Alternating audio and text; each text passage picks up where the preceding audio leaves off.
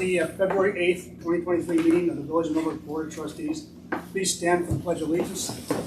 Remain standing afterwards for a moment of silence. I pledge allegiance to the flag of the United States of America, and to the republic for which it stands, one nation, under God, indivisible, with liberty and justice for all. Matt or Ted, you want to make a comment about the volunteer that passed? Bob Myers passed away on January 27th. He was a 45-year dedicated member of the Millbrook Fire Department, joined in 1977, and 2 years later joined the rescue squad in 1979. He served as a lieutenant and captain of the rescue squad and a director and safety officer, as well as chairman of the board of the fire department. Okay, a moment of silence, please.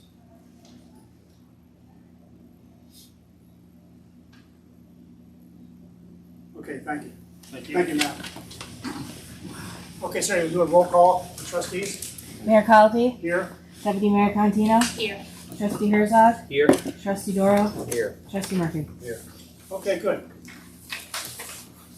Let's go to the voucher summaries. Well, first off, before we go there, just as a reminder, we have a schedule here for the public meetings. It'll be for the roll of the budget starting on the 22nd, 2 weeks from today, for water and sewer, followed by police and highway on the 1st, and then the fire department front office on the 15th. All right. Now it says here, you want your inputs by the 20th for everybody? If possible. Okay. Well, certainly for Scott's water and sewer, we want it before that, but I mean. Do we have that sheet that we used last year? I believe Nicole's gonna try to get those done Friday. Yeah. All right. And we'll get them all to the department head. So as soon as y'all can put the details together so they can roll it up and we can present that at the public meetings we have, just like we did last year. Right. Any issues or concerns with the schedule? We have 3 of them to coordinate, so we may be a little after that, but ours is the last one anyway, so we'll make sure we share some plans. Okay, good. And you can bring the people who coordinated with you to the meeting. If they're available, we will. All right, you're welcome to do that. All right, good, thanks. Yes, management updates. Oh, we also got we should do that. Yeah, we'll include that with the sheet. All right, good. Yeah, that's a good idea.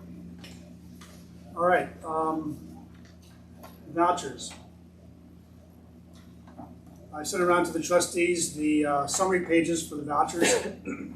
Here's the summary by fund. And for unpaid vouchers, this month there's a total of $125,818.78. We had one voucher that we didn't get into the sign off last month. That's $33,000. That's our monthly payment to NDP. All right. So there's one sheet for that, and then a package for the summary. Any questions about the vouchers? No. Can I get a motion to accept the vouchers? I'll make that motion. And a second? Second. All those in favor? Aye. Aye. Okay, thank you. All right. Next, I want to just read into the record our annual proclamation for Arbor Day. The Village of Millbrook is now a 30-plus year tree city, USA, right? And so this is a very important element of the village. Let me read the following proclamation: Village of Millbrook Arbor Day 2023. Whereas the first Arbor Day was celebrated in 1872 in Nebraska, a special day for planting trees, and has grown to thousands of celebrations in communities across our nation each year. And whereas community partners, families, and friends will be joined together at local Arbor Day ceremonies and at a statewide celebration to recognize the benefits of trees and urban forests. And whereas trees will be planted across the state and showcased in the village of Millbrook, creating a lasting legacy for future generations. And whereas trees improve water quality and quantity, reduce the erosion of precious topsoil, increase property values and economic vitality in business areas, provide shade, cleanse the air, create habitat for wildlife, and add beauty to communities. And whereas trees promote outdoor recreation, which improves human health and well-being, and reduces natural deficit disorder in children by encouraging more activity and connection to the natural world. And whereas all of New York benefits from forestry, which contributes annually to our state's economy and provides employment for more people. Now therefore, I, Tim Colopy, Mayor of the Village of Millbrook, do hereby proclaim April 28th, 2023 as Arbor Day in the Village of Millbrook, and encourage our citizens to plant trees, thus leaving a legacy for present and future generations. In witness thereof, I have hereunto set my hand and caused the seal of the Village of Millbrook to be affixed this 8th day of February in the year 2023.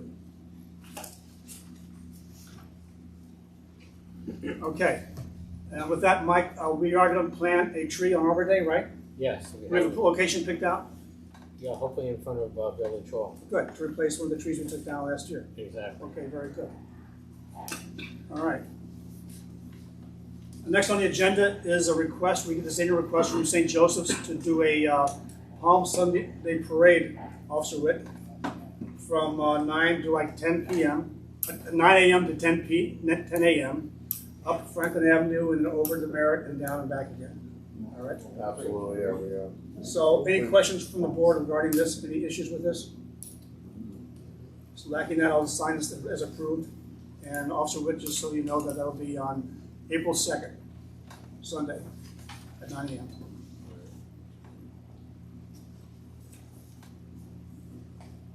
Okay, with that, let's move on to the next topic on the agenda. So there's been questions about what's going on with Bennett Park, and George Whalen has generously agreed to come and speak to us on that. So George, you've got the floor. And George, would you mind moving over like in back of Officer Witt just so we can get you on camera? Sure. Okay, Bennett Park. We are currently in phase 1 of a multi-phase process. I'll describe the phases. So phase 1, we've demolished over 170,000 square feet of dilapidated buildings, and we've made the campus safe. That was a monumental task, and that's complete. Expensive task that included a major asbestos abatement component. We're in the process now of replacing overhead electric lines with underground electric. Patrick knows this because he's down there working.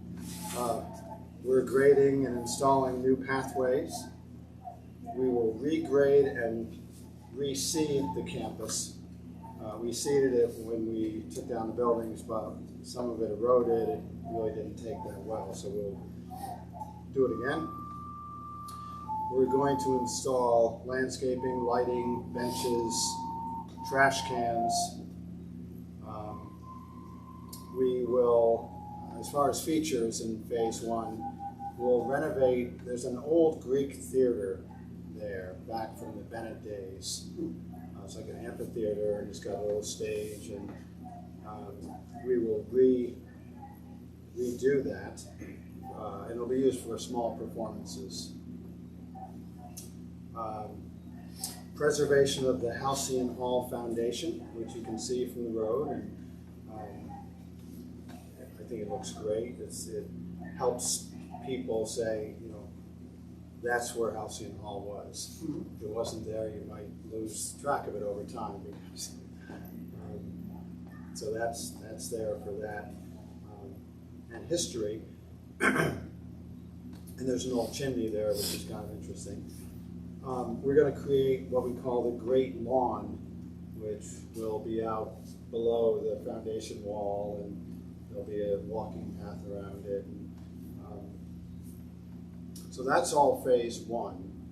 And so we do expect the east side of the park, which is where the Science Center and Exmoor is, and that side of the park to be done, or to be open, I should say. It's not going to be done, but it'll be open late summer, early fall of this year. All right, great. So we're excited about that because it will be open to the public, part of it.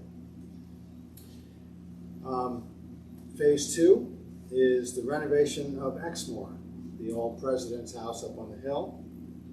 That building will be used as a Bennett College museum and visitor center, offices for the not-for-profit, public restrooms, maybe some overnight accommodations for entertainers or performers from the Thorn Building someday, but it's a big building. We've got lots of room to do all kinds of things in there. So that's phase 2. And then phase 3 is a new band shell on the Great Lawn, potentially a stone tower. So we're talking about having a lookout tower, so made of the stones that we saved from Halcyon Hall to have a lookout to the Catskills. Just a neat park figure. And then we're going to expand the walking trails through the woods up to Franklin Avenue to connect to that little sidewalk that's out on Franklin Avenue. So we're still in the fundraising phase for the 2 projects, and we'll actually, with the quiet phase, we will open it up to the public as we progress. And we're really excited about both projects, and it's the one that we're talking about tonight. Well, I'd say just to start with, I can't thank you enough for what you've done to just improve the view coming into the building. So thank you for that. Before any of the phase is done. Sure. But that's really great. So how will you designate to open up just the east side of the park and keep the rest of it closed? You're going to have a fence halfway or something, or what are you going to do? Well, on the west side, there is a park. I'm sorry, there is a fence already. So the existing fence, that's the west side where the old Halcyon Hall, that'll stay up, I believe. There's no rush to take that down because we really don't want people wandering around that side yet. Okay. We got more work to do, and All right, great. Yeah. All right, any questions from the board? I have a question. And only, first of all, let me echo what the mayor said. All I hear is comments about how excited people are, so thank you very much. Thank you. I do get the question, is there any plans for a dog park? And I said I would ask, so. Sure. We have no plans for a dog park. We've heard that request. We haven't acted on it. It's premature to really plan something like that. We got to look into, what does the dog park entail, what are the liabilities that's involved, et cetera, et cetera. So, not wanting to promise anything at this point, but we have not acted on that. Okay, fair enough. Thank you. Anybody in the general audience have a question? Comment? I haven't seen a lot of the actual physical plans, but the patrollability of the parks. Because it's a large area, it's wooded, it has potential, not everybody always follows the signage. Just curious what the patrollability will be. That's a very good question. So we will have lighting on the pathways. The park itself will follow the same rules, the posted rules of the Tribute Garden. I'm sure that everybody follows them, as you probably know very well. Dawn to dusk, closes after that. I guess my being in such a large area, Yes. is there essentially, are we going to be able to drive the patrol car through there, like with the walking paths? They will be wide. Yeah. Okay. Yeah. I mean, I don't. That's 11 feet 11 wide. feet, Okay. So we want to make them accessible for a rescue vehicle or a patrol vehicle. We don't want to make them super EMS or wide. ambulance. Yeah, we don't want your ambulance, right? Because that's like the only real issue we have with the current Tribute Garden. Yeah, Is you can't. it's not really patrollable with side on foot. Yeah. You're on one end and everybody runs to the other, then you get to the other end and they run Yes. to the other. Yeah, so this will be accessible and. Excellent. That's that was just the major concerns from at least my department and the members. So. Good. As soon as you asked it, came to my mind, well, you shouldn't throw away those bikes you got. I'm still certified, and Officer Del Judas is chomping at the bit to get Oh, is that certified right? on it Oh, too. there you So, go. yeah. All right, fine. Anybody else have a question? Brian? The brush that's along the roadway, will that be taken down so there's clear view of the great lawn and all that? Or is that an idea to keep it so that people don't really see it? I don't know. We haven't discussed it, but I would think we would at least clear it out, maybe not clear cut it, but clean it up. We want people to see it. You know, we don't want the concerts affected by road noise, so there's a balancing act. But yeah, it's pretty rough and overgrown and unattractive as it stands. And one second question, just because you said that. So is the plan to move from here to there for the concerts? Well, the band shell that's at the Thorn Building is, let's see, 30 some odd years. It was built in 86 or so, almost 40 years. Not in great condition. Isn't situated in the proper location for a band shell. Band shell should be below, projected upward. This one does the opposite. And we're going to have a parking lot so we're going to eventually remove that band shell. Okay. And however, we want to see the concerts continue, so we're not going to tear this down until we have a new one down there. We've talked about having a small band shell in a different spot on the Thorn Building property, but we envision the MAG concerts relocating down there. You know, there'll be better parking, there'll be better, there'll be a better band shell, it could handle larger crowds. As Jared just said, you probably know, the parking can be during those events, and coming around that turn at the top of the avenue isn't the safest situation. Right. So, yeah. Last one. It's okay. Where did you plan the band shell? Big? We haven't picked an exact location, to be honest. We've talked about a couple, Brian. Yeah, that's It's fine. going to be down on the Great Lawn. You know, will it be where the pool is now, projecting down the long way, or will it be on the 343 side, projecting up the hill? Hasn't been determined yet. Okay. But that's a good question. We don't know. Yes. Where are you thinking of projecting more parking areas that would make the park accessible? Yeah. Closer to where the old nursery school used to be, or where would that be? That is one location, Mike. So if you came in from the monument and you passed the old nursery school on the left, it's just beyond that where our property starts. There's, I think it's about a 40 lot. I can't remember exactly. I think it's 40 car lot we're planning there. Another one would be on the other side of the road, up on the hill near Exmoor. There's going to be a small lot, probably 25 cars. And then a third one would be, how do I describe it? Carroll Boulevard. Some of you know where that is. As you go in Carroll Boulevard to kind of the back of the condos, it'll be on your left. So there will be ample parking and working real well.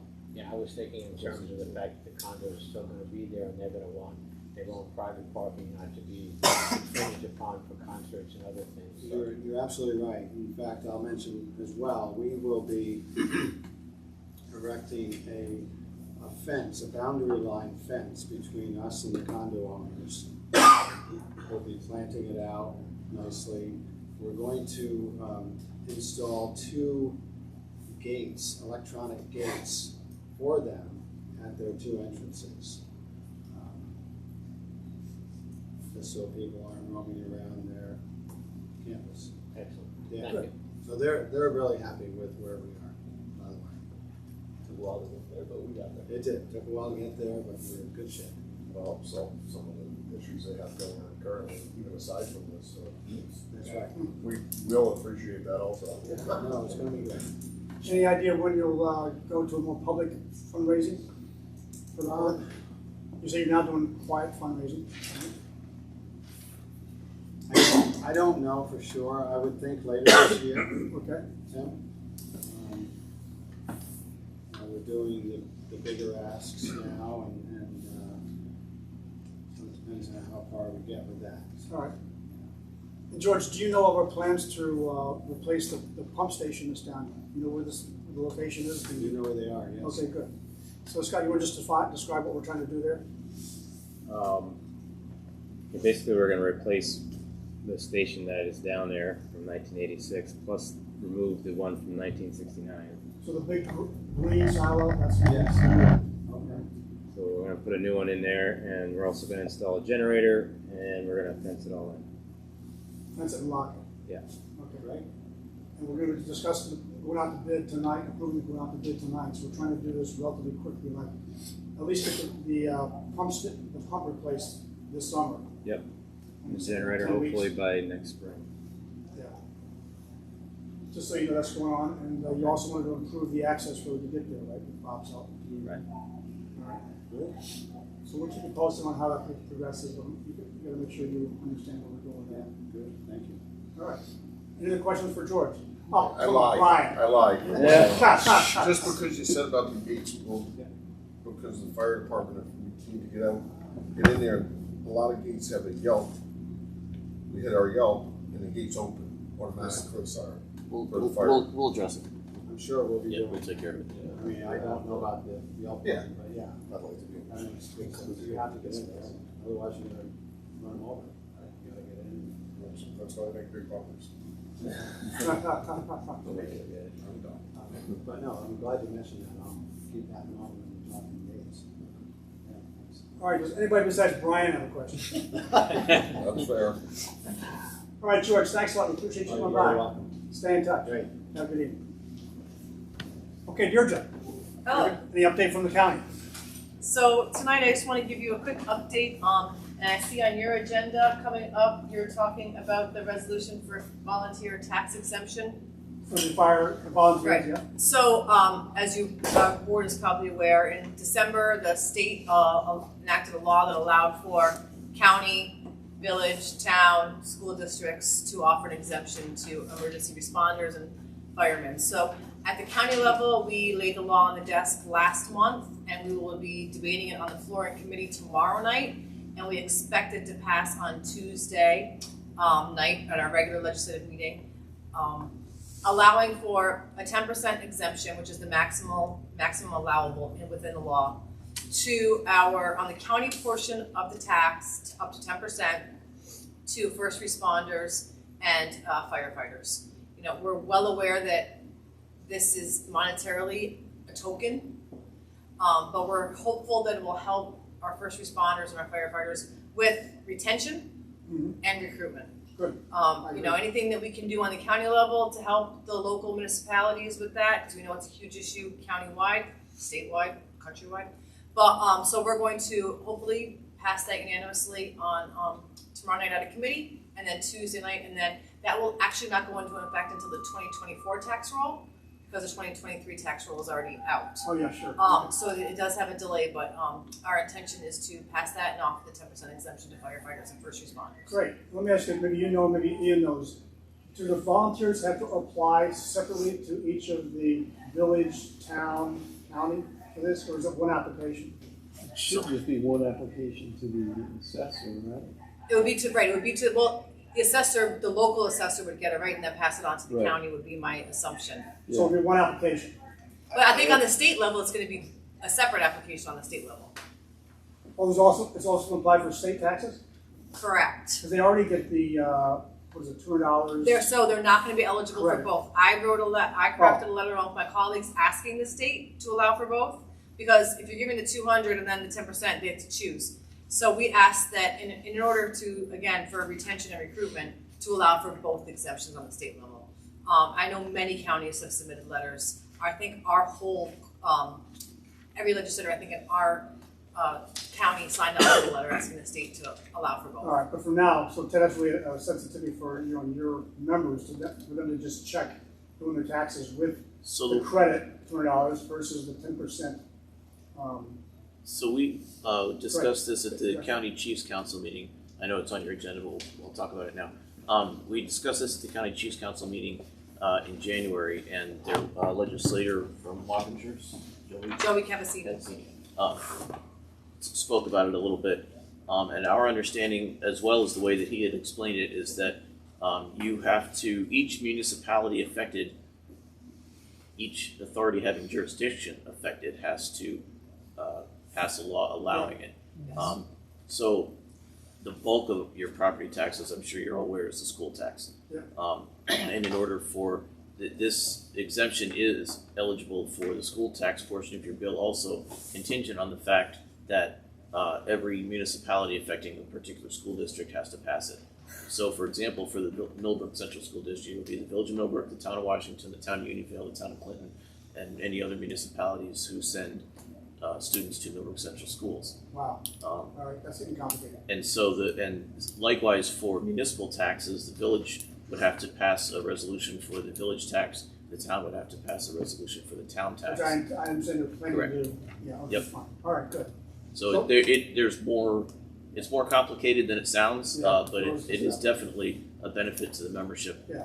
The town tax would be, the village resolution will be helpful for a small handful of us. I don't know, 4 or 5 maybe, that own homes in the village. The town tax would be helpful to a larger portion of us that own homes in the town. And obviously the school tax would be an enormous Right. help, because that's the bulk of our tax. Sure. All right, so what we'll talk about in a minute. Is there any other topic here for us? No, that was really good. I just wanted to make sure you highlighted it, and I was happy to see it on your agenda because a couple other towns I visited, they haven't acted on it yet. So it's nice to see that you guys are on the forefront of it and acting on it. So All right, well, good. yeah, it's great. That's all I really have. We have a light agenda this month. Thank you very much. Thanks. Okay, let's go on. Let's, while we first have the reports, Ted and Matt, and then we'll talk about this 10% assessment. Okay, down a little bit from last time, considerably from last month. But again, I just want to make a note that we did the last month, just, talk to the issues, talk to any trends, whatever. Okay. We already know the numbers, we don't need to go through the numbers later, so, all right? As you can see, we're down. We had 100 calls in December roughly, and 63 in January. No surprises there. Our EMS is down a little bit from the end of the year, which is good. Or our mutual aid rather is down a little bit Yeah, I from the saw end of that, the year. so that's nice. Which is good. No issues or complaints from any of the related agencies that I'm aware of. All right, good. You want to talk about the replacement of the cascade system? So the fill station, which is the steel enclosure that we put bottles in to fill them, is here. That was delivered. I ran into a problem with the compressor at which we're looking based on the available space that we have. So that's going to be delayed a little bit while I look a little deeper into other options for that. They make ones that allow a smaller footprint, which we would probably have to look into because the vendor took a look at our space that we have downstairs for, which is a little bit, it's kind of small. The whole firehouse is kind of small. It's a closet. And so, yeah, we're a little cramped for space, and he's sort of balking at the available space around the unit for airflow and maintenance. All right. So there are other options available, so we may have to go look at other vendors. All right, now, as we discussed before, the insurance covered the replacement of the fill station. Of the fill station. Correct. But we had this new need for a generator to replace all those, a lot of those. The storage tanks. Storage right. tanks, We're trying to do away with most of our storage tanks and switch to a compressor that'll fill it. Okay. Fill bottles indefinitely. So can you tell us about the funding of the? We were approved for a $40,000 grant from a benefactor that wishes generally to remain anonymous. But it has been approved. We expect to get that check near the end of February. So that is really great news. So just so you know, we were looking at a real surprise bill, $40,000, to add what I consider to be a significant safety attribute to that. Certainly a huge convenience and right. So we were really in favor of it, and what we're going to call him, a friend of the family came forward and offered to actually pay for the purchase of this compressor. So between that grant and the insurance payment, well, we opted for a less expensive fill station than the original quote, so we kept the cost of that down a little bit. Okay. So there will be funds left over from that insurance payout, and between that and the grant, I think we won't have any problem getting a compressor that'll fit our needs. That's really great news. Congratulations. Yeah, and thanks to whoever it was that made that donation. Very good. Okay. Any questions about Ted's report? All right, good. Matt, any update? Nope. How's the security system going? I got get in contact with Vector. I signed the electronic agreement, but I haven't heard anything from them. Okay. So I will contact them tomorrow. All right, good. It's the what, $8,000 you close? And change. Something like that. So can you get multiple quotes to satisfy our procurement requirements? Well, we deal with Vector Security. That's Yeah, so that's a justification. It's a village for, contract, that's a contract. Yeah, using the same vendor. I would like you to include that on the procurement form when you submit it to us, all right? Great. I got it right here. I'm just waiting Thanks very to much. have the work done. All right, good. Anything else going on from the firehouse corner? No? All right, any questions for Matt? All right, thanks. Let's move on. Officer Witt, Good evening. good evening. Those are the numbers for January of this year, 83 total. Oh, wait, I'm sorry, wait. Aren't Officer you Witt, gonna I do the got resolution? We forgot I forgot the exemption discussion. I'd like to do that now, if you don't mind. All right, so Ian, you put together a resolution.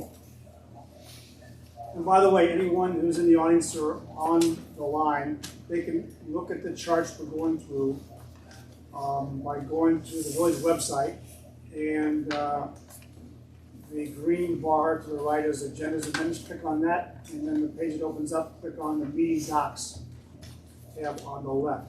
You can see all of the charts that we're discussing tonight, including this one, which is a resolution to amend the village code, the chapter called taxation, to add a new provision allowing a property tax exemption for volunteer firefighters and ambulance workers pursuant to the New York real property tax law. So Ian, can you just describe what the elements are of this resolution? Sure.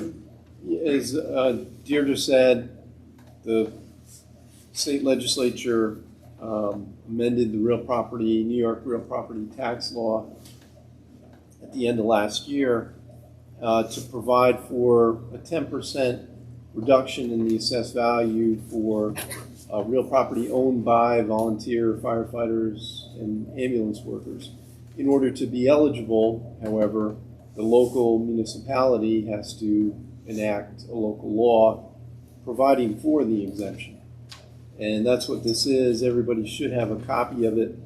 The exemption, as I said, would apply to volunteer firefighters and ambulance workers who reside within the local government. So in this case, it would be Village of Millbrook, and provide those services, volunteer firefighting or volunteer ambulance services within the local government. So it's for volunteer firefighters, ambulance workers that own real property in the village and provide their volunteer services within the village as well. And they have a minimum service requirement too, right? There is. So the state law allows the local government to provide for an exemption up to 10%, and there is a service requirement. I think the minimum is 2 years, maximum is 5. And so I prepared the local law to provide the maximum exemption amount, 10%, and the minimum service requirement, 2 years. There are some other eligibility requirements that are in the local law. As I said, property has to be owned by the volunteer firefighter or ambulance worker, has to be the primary residence, has to be used exclusively for residential purposes, and the volunteer firefighter or ambulance worker must reside within the municipality, meaning the village of Millbrook. And the village is served by that volunteer firefighter ambulance worker. Now, this resolution is for board approval in order for us to go to public hearing next month, all right? So any questions or comments from the board about this? everybody's in favor of it? Yep. Any questions or comments from the audience about it? I did get one question from Ted, and we got feedback from NICOM. So it says that if the husband and spouse are both in the volunteer, they can each get the 10%. Correct. There are a couple of optional extensions of the exemption that you can apply, and I just included those. One is for, or both are for spouses of volunteer firefighters or ambulance workers, and one is for the spouse of a volunteer firefighter or ambulance worker that dies in the line of duty, and the other is for a volunteer who has served for more than, I think it's 20 years. 20 years, yeah. And passes away. The not remarried spouse can continue to receive that exemption. Also, the volunteer who retires after 20 years Right, that's what is I. still eligible for this. That's correct. Okay. So any questions about that from the board or from the audience?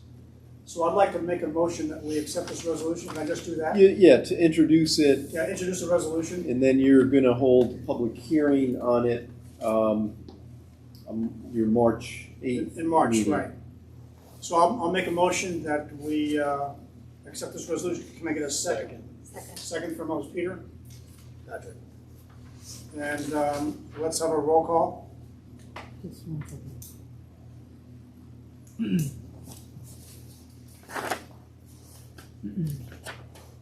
Mayor Cosby, Aye. Trustee Herzog, Aye. Trustee Cantino, Aye. Trustee Doro, Aye. Trustee Murphy. Okay, great. So this will be posted and with public notice that next month we'll have the actual vote, public hearing first and then vote to accept the law. All right? Okay, great. Any other discussion there? Thank you. Then let's move on. Let's move back to Officer Witt.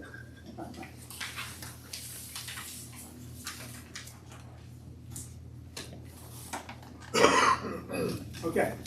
All right, up there are your numbers for January of this year. It's up a little bit from last month. Most noteworthy is the number of traffic tickets and parking tickets that have increased, along with vehicle stops. So that's Okay. about it for that report. So I'm sure most of you noticed we had the speed sign up on Franklin Avenue last month twice, two different 1 week stints where it was up there. But for each week that it was up there, almost 15,000 cars passed through those, or passed by the sign. 75%, which slowed down and became compliant upon approaching the sign. So in the two week intervals, the numbers, I wanted to do a little experiment and see if anybody learned from 1 week to the next, and it didn't appear that anyone did. Well, actually, I looked closer, and I don't know about it, because this chart here, you can't read the numbers, but it says there were 14,800 passes, of which 503 were in the high-risk category. This is the first week. And when you did it again, 14,200, which is a little bit lower. Yeah, So the number of the high risk is down to 118. That's like a pretty significant drop in there. Maybe I didn't. You were looking at the Right. low and the medium risk, which was Right. the Well, same. this I think I may have attached the wrong report. This is a 20 plus. So the two reports I have in front of me are 10 over the speed limit and 15 over the speed Oh, okay. limit. All right. So this one I attached the wrong one. But from the 2 week periods, we have 46% that are compliant, 41 that are elevated. We really only have 3% that are in the high risk and 8% in just the violation level. So, we're talking about 11%, almost 12% of the cars that come through are violating, which from what I was looking at it, we had about 13,000 cars that passed through there in a 1 week time frame during our operational hours. Yeah, okay. So our officers have been made aware of this fact that we do have, we know that we have a high volume that comes through there. But at the same time, you're looking about, 1 out of every 10 cars is coming in, so. I am surprised at the top right chart, even though, the volume, the middle chart says, here's the volume of activity, so you can see during the early morning hours, not much is going on. But look at the breakout of high, medium, low risk, it's about the same. I would expect that speeders would have gone wild at night, and I don't see that. No, they're not substantially. One of the first week it was up, we had a high speed of 63, and then the second week that it was up, we had a high speed of 75, which is, concerning coming into the village. No matter what time of the day it is. That's that being said, since it doesn't actually record the vehicle itself, it has the potential to have been a first responder responding to something. In some of the overnight hours when there's not traffic. So we just have to, remember that also. I think the good thing is that officers have been now tuned to this data and being appropriate. So that's what we really want. Absolutely.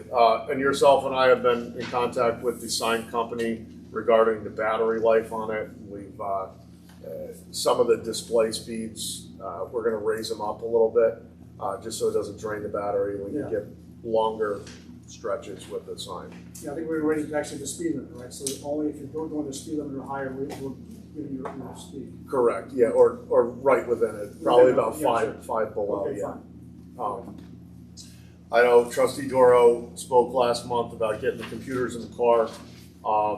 In the cars, I've been in contact with a company up in Schenectady that is going to do it for better than half of the price of the local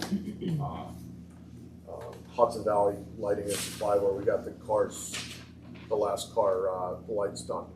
I spoke with them, and there's like about 2.5, 3 week lag time on the parts for it. So she guaranteed that we could have it done by the end of March at the latest. Okay, good. Because the computers and all the equipment was donated through a grant by the state police, and then so this is the other quote we had was about $8,000. So this is a lot less than that. And then FX said they couldn't do it. So correct. Would like you fill out the procurement form and include Correct. those three. Correct. Okay, good. That being said, that's that. So I've been working with Trustee Doro and Mayor Calpe on getting the policies and procedures updated for our department. The last updates that we'd seen was from the early 2000s, referencing a manual from an unknown time in the future or in the past. I believe it was like the late 70s, early 80s, which we can't seem to locate that document. So with the help of the clerk and the sheriff's office, we were able to take their policies and get them into an editable format so that we can just tailor them to our own, to the village without having to physically retype all of these things. So that being said, that should be able to be completed before the end of the fiscal year. I do have one of our new hires, Officer Lyman, is very technologically inclined, so I'll have him help me with that also. And then from there on forward, we'll come up with basically a maintenance schedule for the policies and procedures, so that we're not finding ourselves 22 years out of date again at any point in the future. Good. This is one of our actions from the police modernization plan. Correct. So I think it's a really good idea to get this updated. So. And again, using their policies and procedures, they're an accredited agency with New York State. Yeah, and there's no point in us reinventing the wheel. So. All right. Also, we're still accepting applications and looking at applicants to replace Officer Ritchie, who resigned late last year, just to have a deeper roster for emergencies and coverages. Well, also, we're looking specifically for someone who can back you up on day shifts. Correct. Whether you're out vacation, whatever, sickness, whatever. It's we don't have today. It's a tough position to try to fill with the requirements. Saying we need you available for day shifts, but 99% of the time you're not going to work them. So basically a pretty specific applicant we're looking for, Yep. somebody who can fit just that bill, because we got people that can work nights. I work the days most of the time. But somebody who has the availability both to work the nights on a regular basis, but the availability. Basically be on call for the Yeah. days, yeah. Yeah. All right, good. Now I spoke with the mayor, and we're gonna lift the residential requirement, Dutchess County residency requirement for part-time police officers to, better expand our pool of candidates. I didn't know where to look to lift that. I don't know if we've got any restriction, do we? Anyway, Yeah. where? Because I know we've made that restriction on employees, basically. With for a full-time while employees, ago. that I saw. Yeah, the local law didn't say police department though. It like specifically said like clerks and I think highway. Oh, that's right, it was, we opened it up for Dutchess County, I think, but it was Yeah. for specific, right. Yeah. So I don't, Uniforms. I don't believe it included. We weren't police. included at the beginning of it? I don't believe so. Oh, even That's better. very possible. Then- They then- often do that.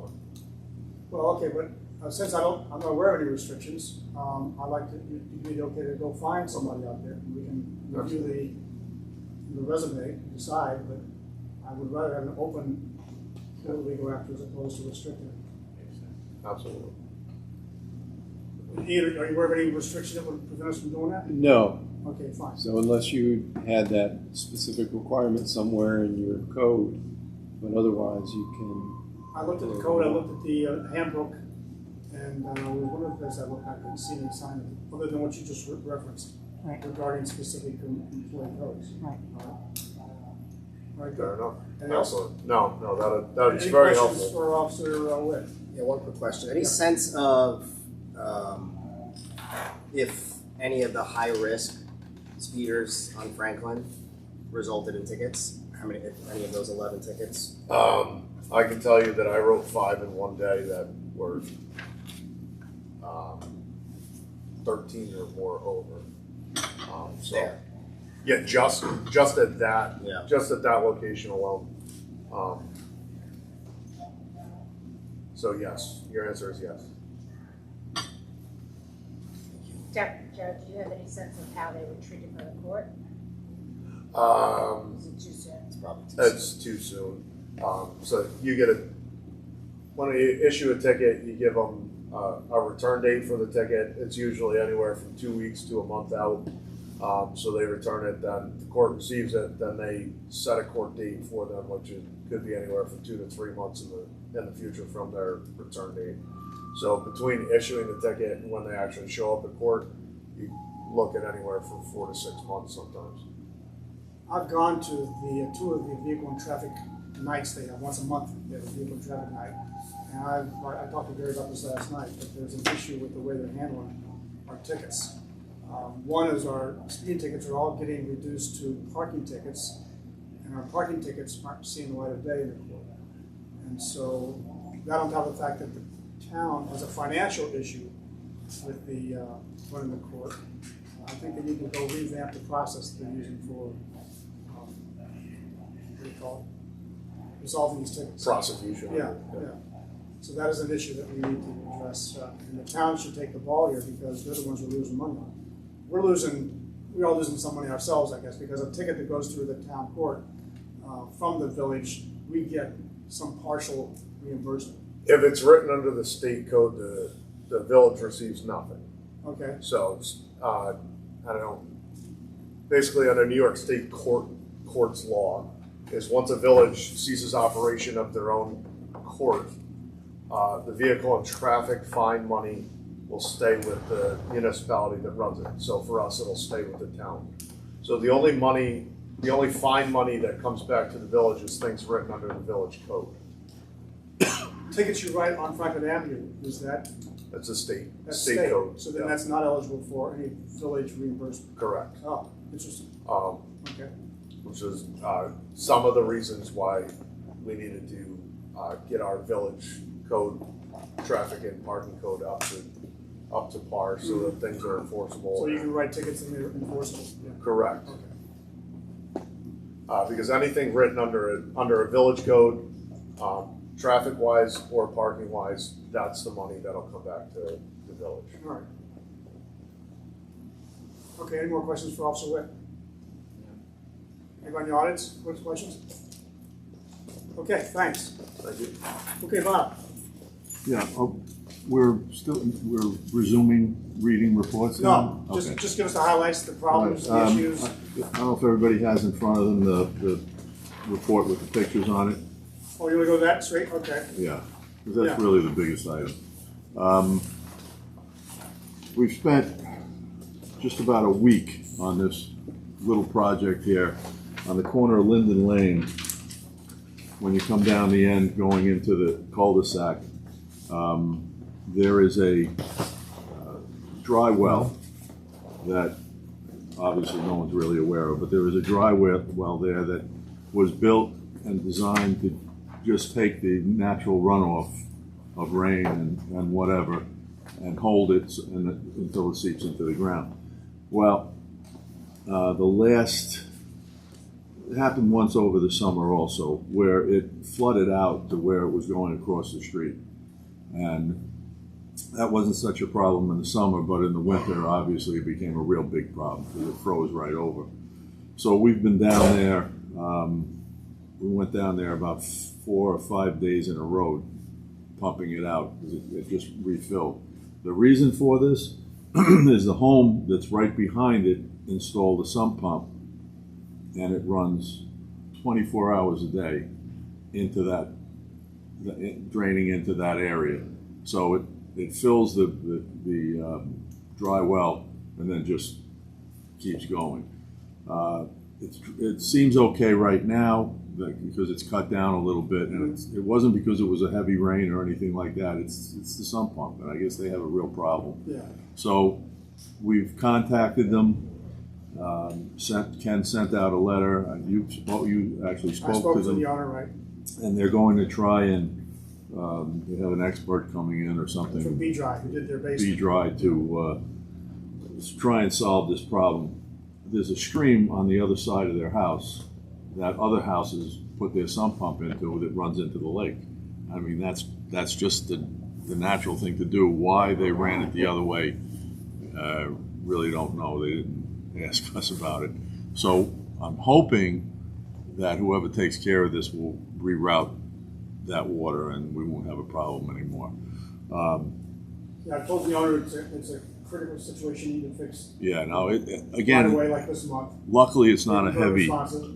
heavy traffic area. I mean, it's only maybe 5-6 residents, but I mean, they're coming and going, and we went down there and salted and sanded it, And the neighbors have been complaining too. oh yeah, all the neighbors were complaining. They were very happy to see us down there. So those pictures showed, the middle picture shows it full and going over the road, and as you can see on the other two, you can see one of the pump hoses disappearing into that dry well because we pumped out of there also to empty that, and it took about 2.5 hours to pump out. And I would say that the discharge from the sump pump is probably 150 or 200 feet to the right. of those Yeah, that we right? crossed the street It's quite a ways, it's into the lake, which that was good that the lake was It's a lot right of there. water. So hopefully that's taken care of now, and if it builds up again, we'll do the same thing. That's all we can do right now until they fix it. But Okay. they do need to fix it because it creates a hazard. All right. Anything else on your summary you want to talk about? I do want to mention that I want to thank Mike from Millbrook Electric. We had a little problem with our flag that shredded during the windstorm, and it got stuck up on top of the pole, and At the village hall. at the village hall, I'm sorry, and we just couldn't get it down. So I asked him if he could do that, and he did it without a charge. In fact, he did it that day, and he put the flag back up on. Okay, great. So I want to thank, make sure he gets thanked We for that. appreciate his work, it's nice. I guess Jared left. Okay. The other thing is, we were out this morning before 6, salting from the black ice this morning, and I noticed that we had about 18 cars parked on the street. Oh, is that right? Yeah, we haven't had snow, granted, but that's not the rule. The rule is Yeah. you can't park on the street ever, for those 3 months. And now people are just slowly but surely figuring they can park. So can you send me and Jared an email just saying, here's where roughly we saw those cars? Well, they're everywhere. Everywhere. So Oh yeah, all no, across they're on Church Street, they're on Maple Avenue, they're on Franklin Avenue. All right, so the past thing what's happening is he's coming for an early duty to go on the village. That's if we could get somebody to either come in before 6 or after, 12? After 1, right? Yeah, after 1. Is it 1? Even if it's 5 after 1, they're out. Sure. They're out. I've put warnings at the beginning of the season. I put warning letters on everybody, just reminder letters, not warning. Reminder letters on people who normally would park there all year round. And that worked for a little while. Okay. But it's posted everywhere. It's not that they aren't aware of it. I mean, we have it posted coming into all the entrances of the village, It's on the website. even on Bennett. It's posted, and then one night it's going to be a real problem when we actually get some snow, Sure. if it ever snows again.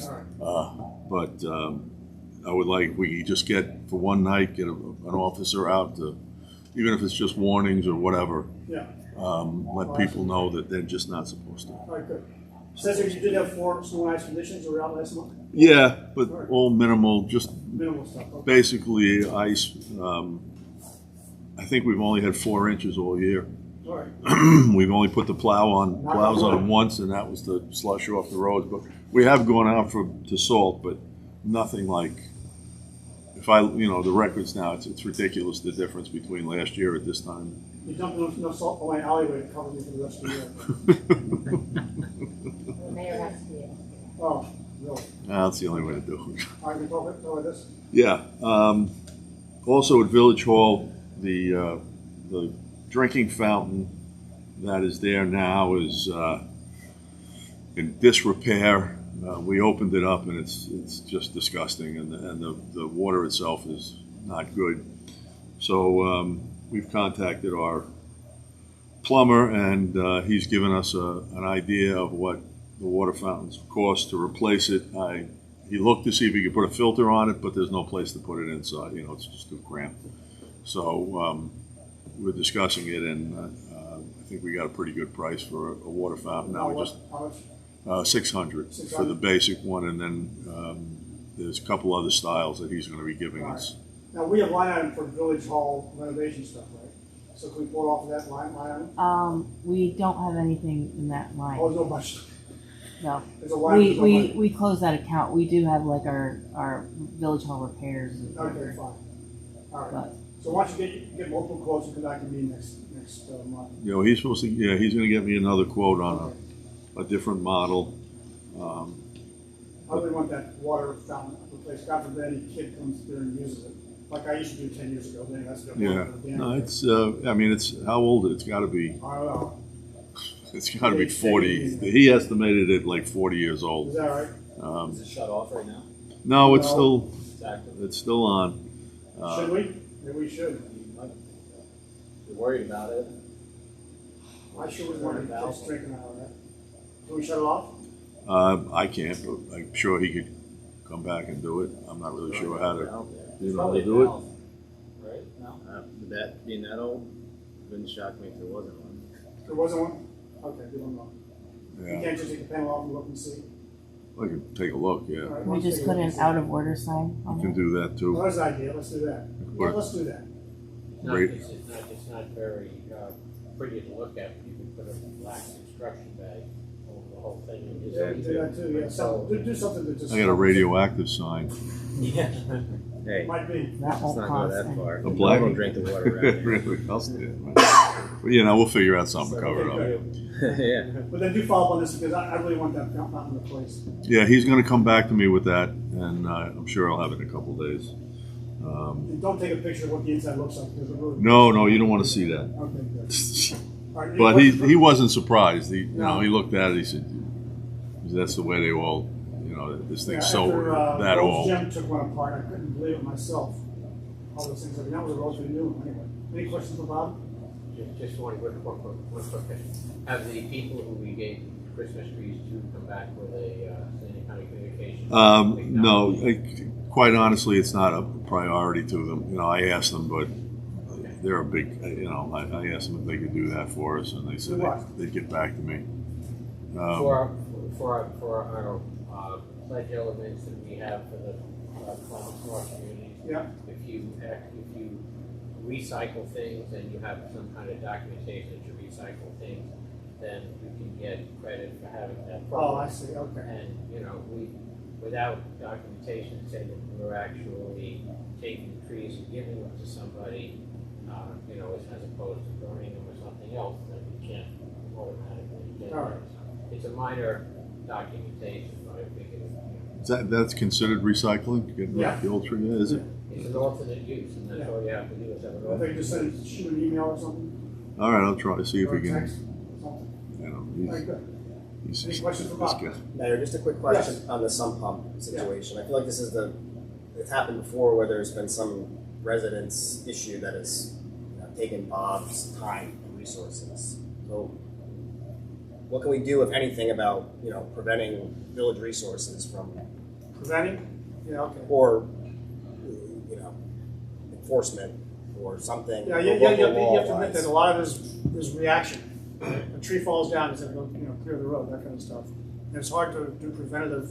I guess you do try to do some of them when you see trees that haven't fallen down yet, but in general. Well, yeah. I mean, a tree is different. This is this was something that was done. Well, I think. Well, actually, that one here, let me tell you, and what the homeowner told me that this has been in his residence for years. I'm going to say like half a dozen years. He says only the last 2 years has the water table shifted or whatever that he's now getting all this, fluid coming out of his basement. So something's changed there.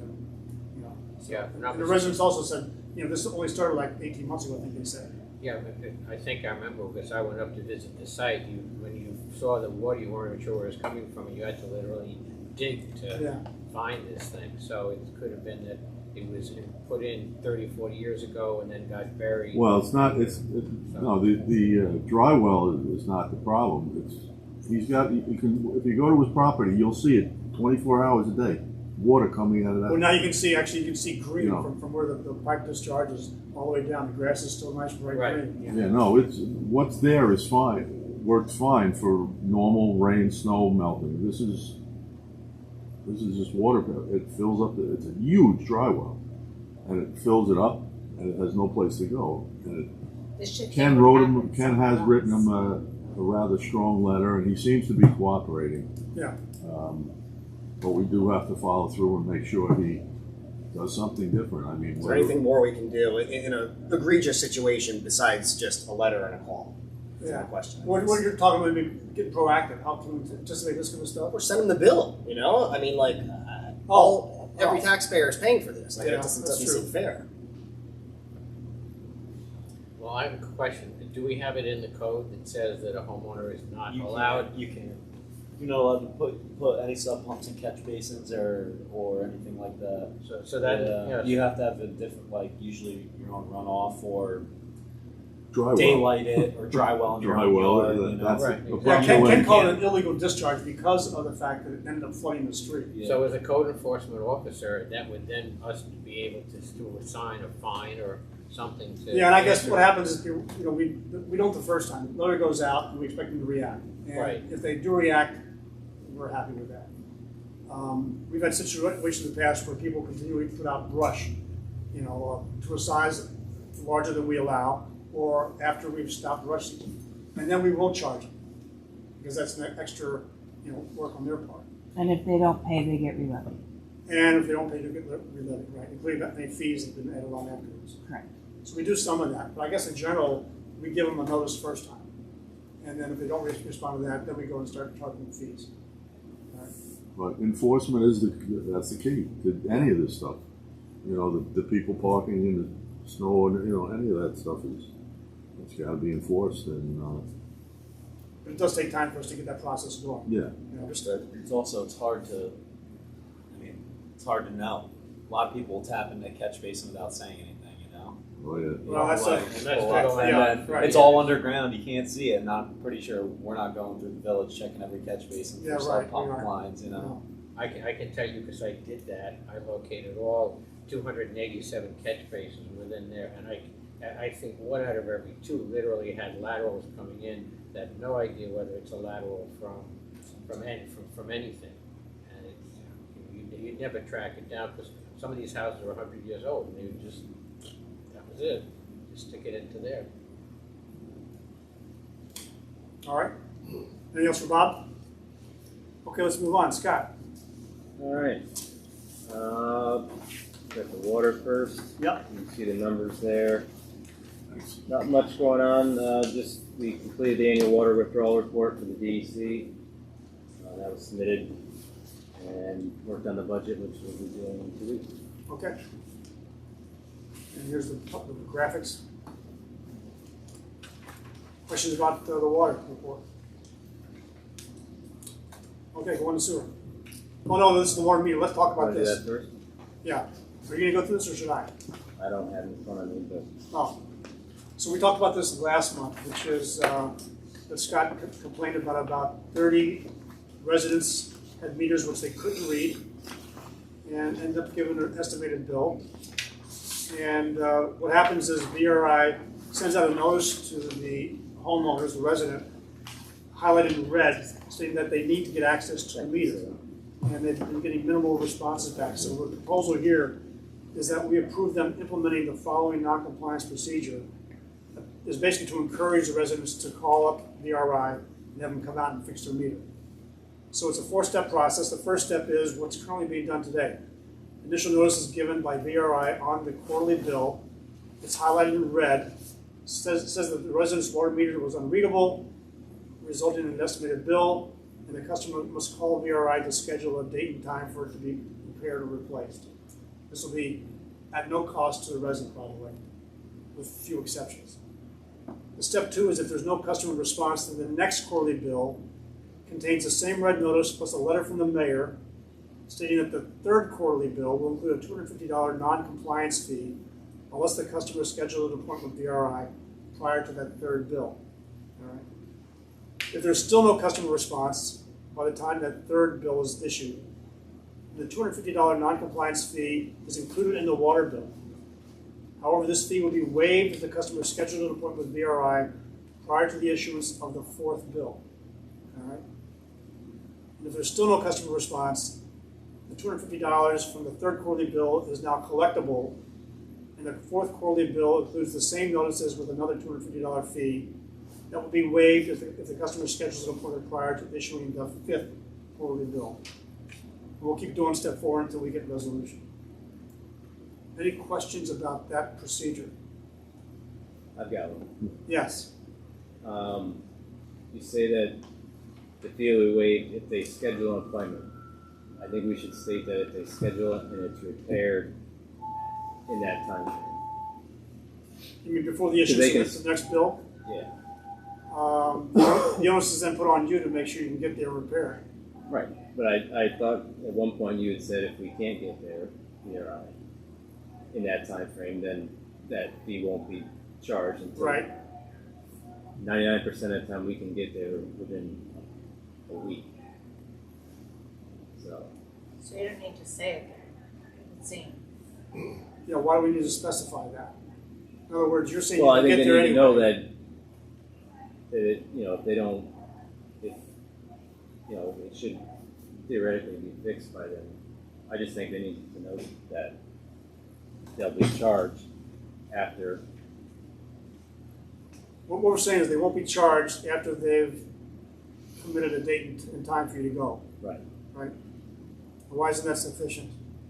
If that's good enough for you, then that's fine. Because then they've done their part. Yeah. And you're saying you always stand ready to do yours, so it's gonna get fixed. Yeah. So I'd rather leave it like this so that they don't have any other, dependencies there. Right? I mean, God forbid, for some reason you can't get out there or whatever. That's not the No. Okay. All right, I'd like to leave it like this. Okay. Questions from the board about this? You guys okay with that? How does this affect VRI or the village, I guess, these faulty meters? Like, If, let's see, in the case I just fixed one today where they were overestimated. If it gets too far ahead, then you're giving them a credit for a while, lengthy period of time. But if it's underestimated, then they owe the village, whatever. But then sometimes when they see that, they'll complain, and then it just causes all sorts of Yeah, then you get into a payback plan kind of plans thing, and- which we work out with them. right. It just it's hard to estimate. And then if there's a leak in that time frame and it hasn't been fixed in over a year, then it creates all sorts of problems. Where people, it's easier to overestimate them and give them the credit, but it's when you're estimating, it's based on past usage. If they change their use for whatever. I've got some meters. It's been like a couple years. A couple years? Yeah. So. Okay. So if there is a significant undercharge, we'll work out a payback plan. Yeah. With the resident. But Break the bank. if it's if they owe, it's years back, and then if you change the rates, then there's money potentially lost. It's just easier if you can get it fixed within say a year. Mhm. Which is where we're going with this based on the time frame. Does that make sense? Or? Yeah. Okay. All right. As Scott has told, I think it said in an open meeting, but it's from, he told me, they pay the bills. Right. They just Yeah. don't do this. This is not people who are incompetent. Right. No. Yeah. Like the lady I dealt, lady I fixed today. It's been probably 3 billing periods, and she was over. Yes. Now she'd have to pay this current bill. She hadn't paid it yet, but it was over. But she'd been paying it all along, and she realized that her cost had gone up, and she was wondering, why. But on the bill it says an estimate. Yeah. Okay. So.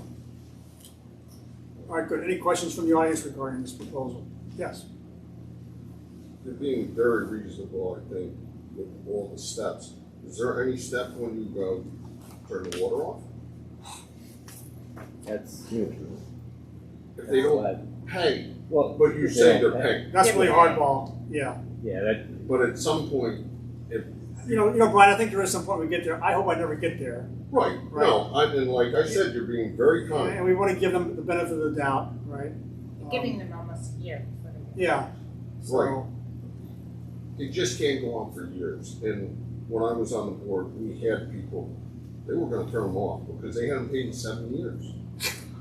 Wow. What do you Okay. do with that? All right. Yeah, that's a problem. Yeah. That's why I brought it up. Okay. So the answer is theoretically yes, we would get that point because if nothing else works, you got to go there. Reality is, I would try every way to Sunday to prevent that from happening. Well, village residents would be re-levied, so we do That's true. get those back. Okay, good. It's the town residents we can't relevy. The ones who are outside the village are the problem. Those who are within the village, we re-levy them come tax time. And if they don't pay their taxes, the Dutchess County reimburses us in March, and then they go after the residents legally, their own way. All right? But outside the village. And outside the village, that's when you get into this question of, and I don't want to name names, but we have a big customer out there who is constantly a problem. We've never gotten to that point yet. So, okay. So if there's no other discussion, I want to make a proposal that we accept this method for VRI to use going forward. Is there a second? All those in favor? Aye. Aye. Any opposed? Okay, good. So based on this, then, Scott, please implement this procedure. Okay. All right? We'll do. And keep us posted with how it goes. All right. We'll move to sewer. Sure. Oh, you got a summary of the accomplishments of 2022. Just hit the highlights, will you? Yeah. I'll read the whole thing. Yeah. So for last year, replaced 4 fire hydrants, couple curb valves, had 2 service line leaks and had one water main break. And put new valves on North Avenue and Fountain Place, and we installed 10 new water meters. Roughly how many non-reading meters did you service? Roughly, number 10. Off the top of your head. My guess is probably half of that 10. I don't know. About 5, half a Yeah, I dozen? mean, Okay. some of those were All right, good. just meter complaints. But. Any questions about Scott's summary of 2022? Let's move on. Sewer. All right, so you got all the numbers in front of you. Completed the annual flow certification form for the DEC. This generator was serviced, repaired 3 manholes, and we assisted a homeowner with a sewer issue on Manzi Drive and inspected they had their lateral replaced to the street, so I inspected that and all went well. Oh, good. All right. These flows, what's going on with the flows in the last 3 months? Here's the monthly trend. Yeah. So the last 3 months we've been going through the roof here. Aside from the rain, Well, the rain. the flow meter, as you can recall, I'm still working with Delaware on getting Oh, is that it? Yeah. Because I'm looking at the precipitation last 3 months. It's all about 4 to 5 inches. Yeah. But the amount of But it adds up. all right. As you can see with Bob's issue, the ground The is ground completely is saturated. Oh. I can tell you, Oh, okay. It's That's a good really, point. compared to where we were this summer, if you recall at the water plant, how we had low levels. Yeah, so it was so dry, right? Now I've got to the point where actually I've had at least 6 or 7 calls for high level. So there's So on the average, a lot of water in the ground, All right. which is good on the water end. Yeah, right. and it being so warm, it's not. There's freezing no and drying out. frost in the Oh, There's ground. no frost, so the water's just retaining it. The ground just And All right. speaking of sump pumps, I know where it's going. You know what? Where it's going. Yeah, okay. Yeah. Yeah. So between that and the flow meter being off by, X percentage. What's the status of replacing this flow meter? Bill had contacted me last week. He's got it. His engineer's working on checking out what I got a proposal for. I sent that to him. All right. So Is this hopefully, going to be a one-for-one replacement? Is it pretty straightforward to replace this? Or? I think so. Okay, good. But I wanted to go through them since they're designing an upgrade even years down the road. I don't want to replace the flow meter and have them go replace it again in Yep. 5 years, All right, where it good. should last 30. All right. So I'd rather be on the same page with them and get one that they can use in their whatever we end up The doing. grandiose plan we Yeah. have for you. Okay, sure. Yeah. All right, good. So Any questions about Scott's sewer report? Oh, here's the sewer accomplishments for 2022. Anything key you Yeah. mentioned? the standard stuff. We did the camera inspections and sewer main cleaning. We did have the cured in place pipe installed on Valletri Way behind your house. Mm-hmm. Everything else is, general stuff. So those are the big things. All right, good. Any questions? What's our requirement for annual video inspections of the sewer? We have to do the entire system in 5 years. So basically 20% a year. And what is 20%? About 7,000 or 8,000 feet. 70,000? Okay, so we're right on target here. Yeah, Okay. some years are less, depending on how things are laid out. Yeah. But like last year, I think I did 10,000 feet. So All right. All right, so can we talk about the bid for the replacement of the sewer pump and the bid for ordering a generator? generator. Yeah.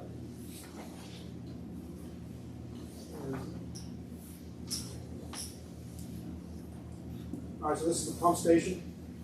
Yeah, Bennett Pump Station. Well, that's what I call it. Down on Carroll Boulevard. Yep. So, as I mentioned earlier, that pump station that's there is from 1986. It's not in disrepair, but the floor on it is steel, and as you can imagine, with sewer water and gases, at some point it's deteriorated to the point where it needs to be replaced. So that we made a decision to replace the whole pump station, where they'll give the new one will come with a stainless steel plate, all new pumps, and basically it's a one-for-one replacement, just an updated version of what's there now. This will be raised from where it is And now. we're going to raise it out of the floodplain by approximately 3 feet. How much? 3 feet, 3 feet? approximately. Alright. They've got to run the numbers with the pump station companies to make sure they can get the proper lift with that extra 3 feet. But All right. So this bid is just for the pump station itself, yep, right? And it's just for the material? yeah. So the bid is for just purchasing the pump station. Mhm. So in order to save money as opposed to having a contractor purchase it for the village, Yep. the village will purchase it directly through the supplier. So that will be purchased, and the generator is going to be purchased as well. All right, good. Any questions about this bid? We wanted to go out, so Sarah, are these dates correct?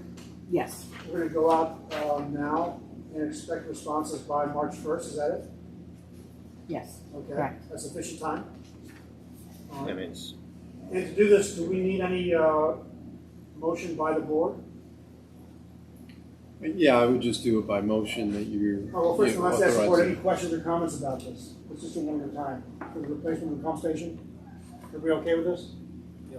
And I'll make a motion that we accept going out to bid for the replacement of the South Millbrook pump station. Can I get a second?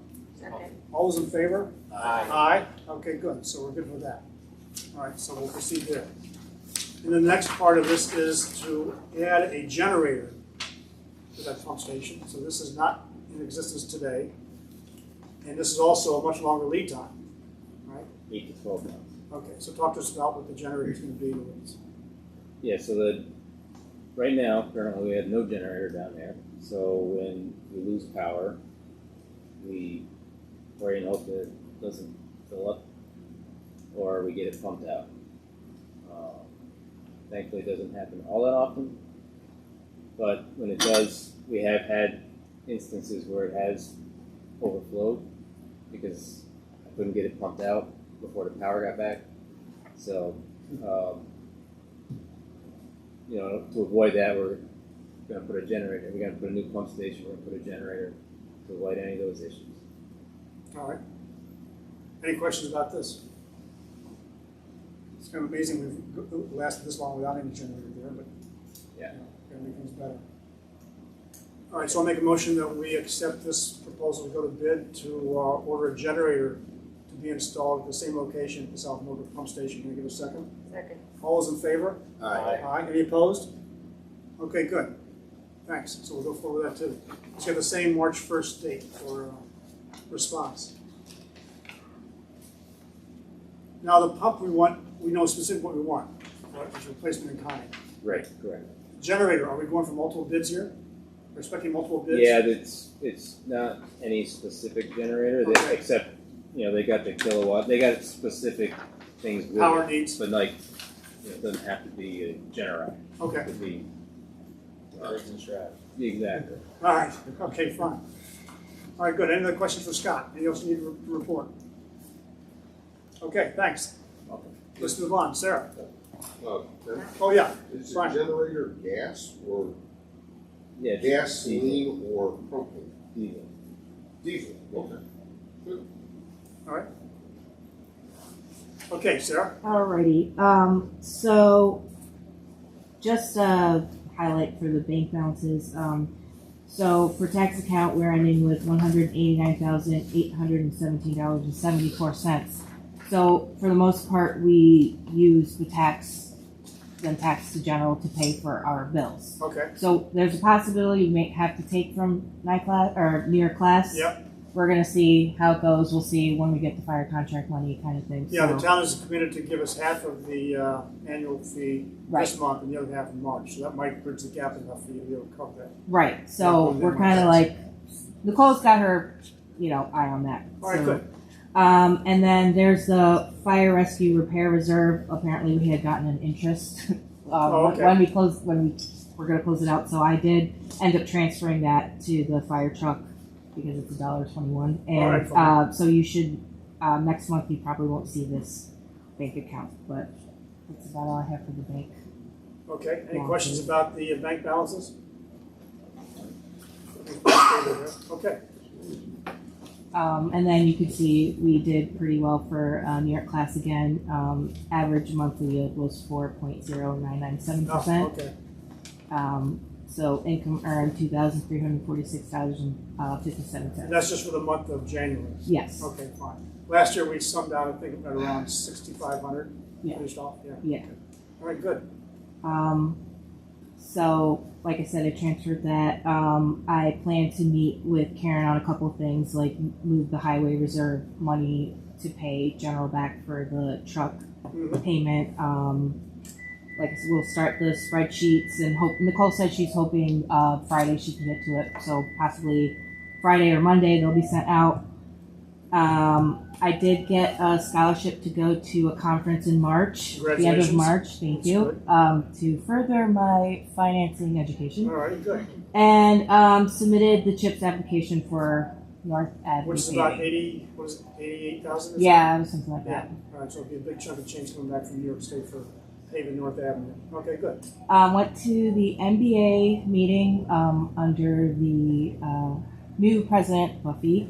And so they're going to be working on a lot of more community events and hopefully get some sort of community event calendar up so that it's just one place. Yeah, good. So that everyone can That's see. great. So hopefully they're going to get rolling on that and some more events to come up, but I don't really have details on that yet. So how'd you end up at the meeting? I didn't notice that happened.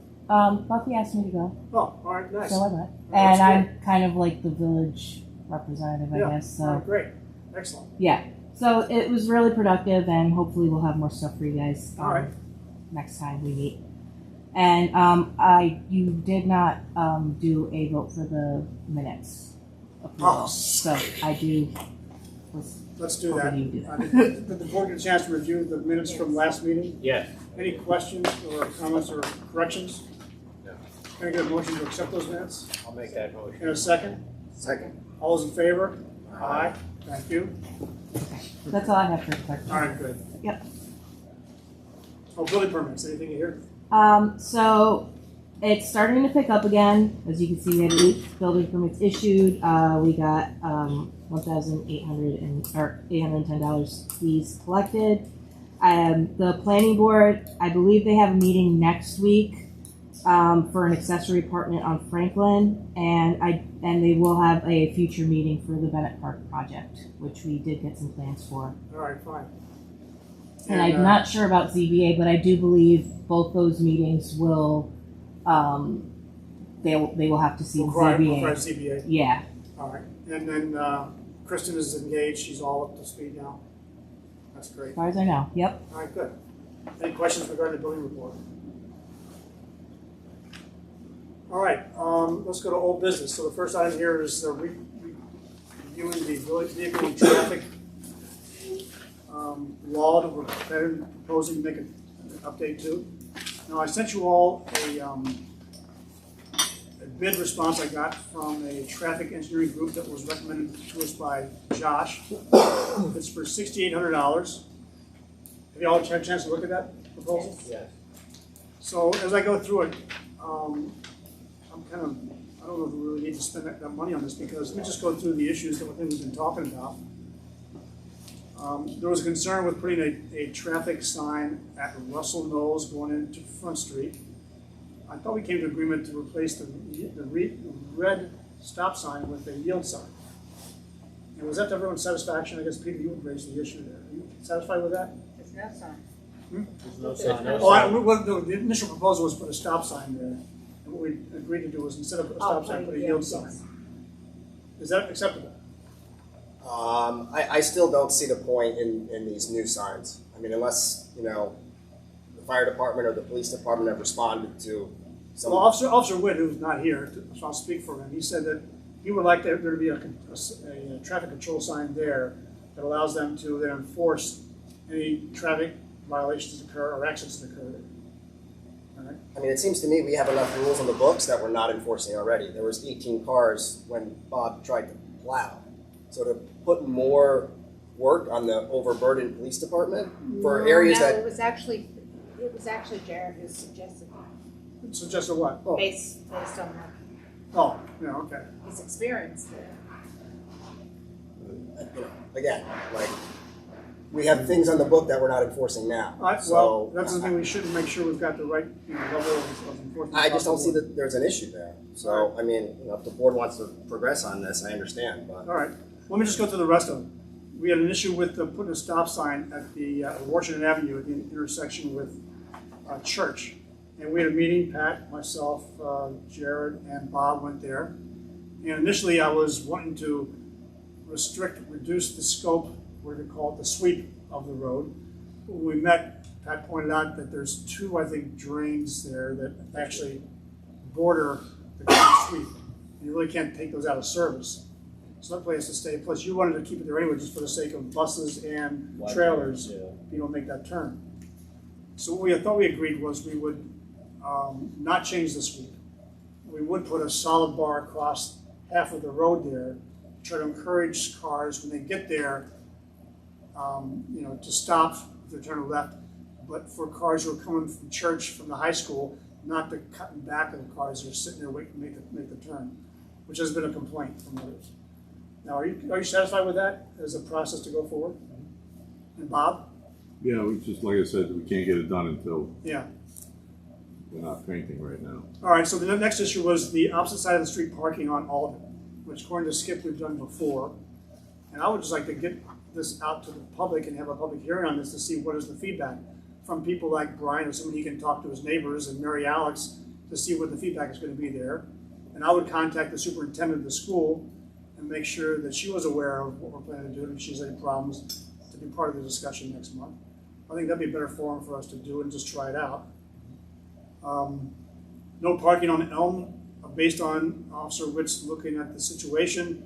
He does agree with us reducing the size of that no parking zone. Actually, since the buses coming out of Elm only go towards Merritt, he says he can significantly reduce the length of the no parking zone, not to cover your house, but I think a little bit up from the school.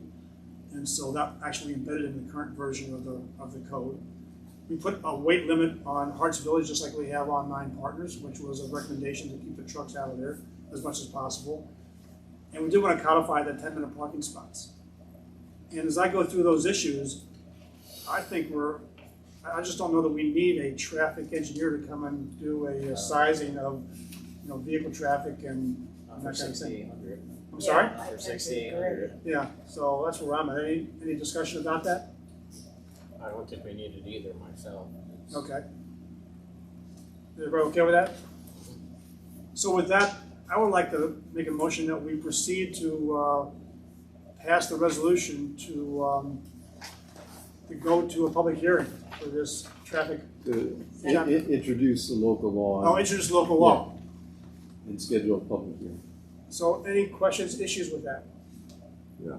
The 10-minute parking, Yes. where are we continuing? We're putting that into Yeah, we're going to codify that. and where? Both at the side of the deli, those 3 spots, and in front of Julian's, those 2 spots. Why in front of, it's not even operating any longer. Where? Julian's. What do you mean it's not operating? Well, it's now that they're operating at the bar. No, they still have takeout. Yeah.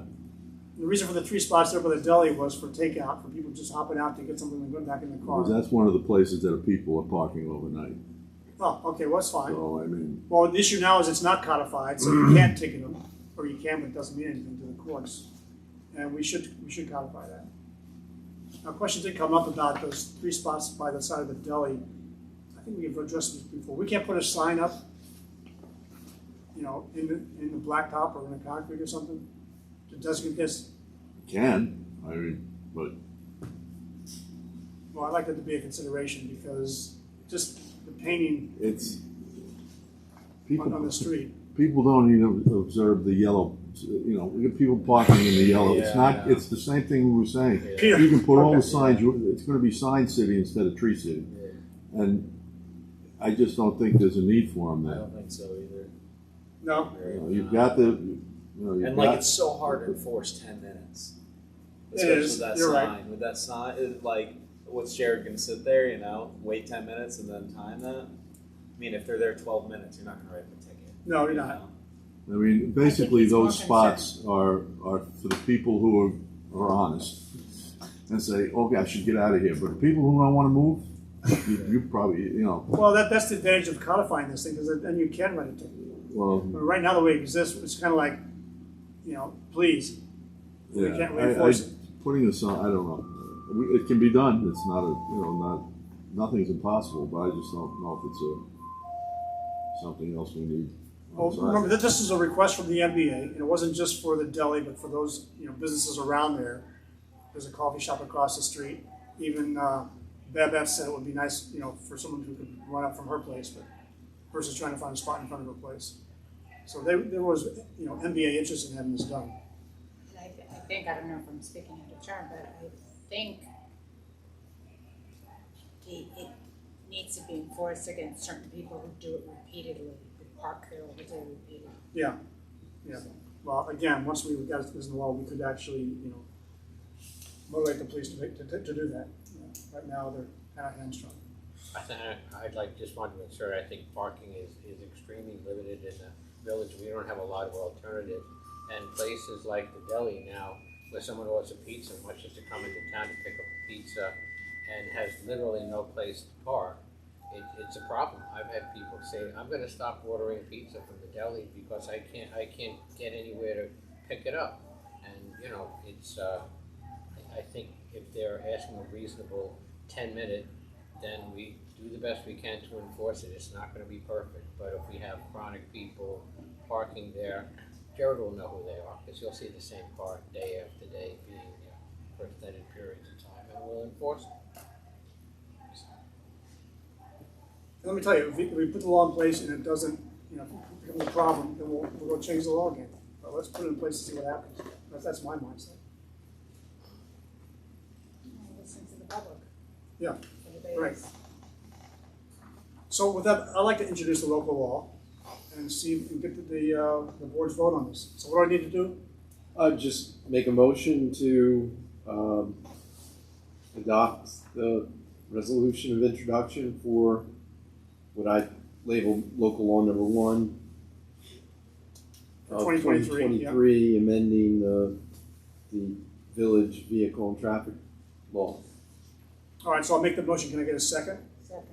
So we should do a roll call. Yes. So clerk, can you do a roll call for us? Yes, sir. And this is to actually get us to a public hearing next month, Correct. And the public hearing will be held on March 8th, March 8th, right? along with the public hearing on the other Yep. local law for the tax exemption. Okay. Mayor Coffey, Aye. Trustee Herzog, Aye. Trustee Contino, Aye. Trustee Doro, No. and Trustee Murphy.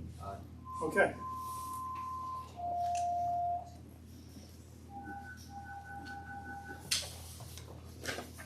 All right, let's go to the next item is the sidewalk replacement project.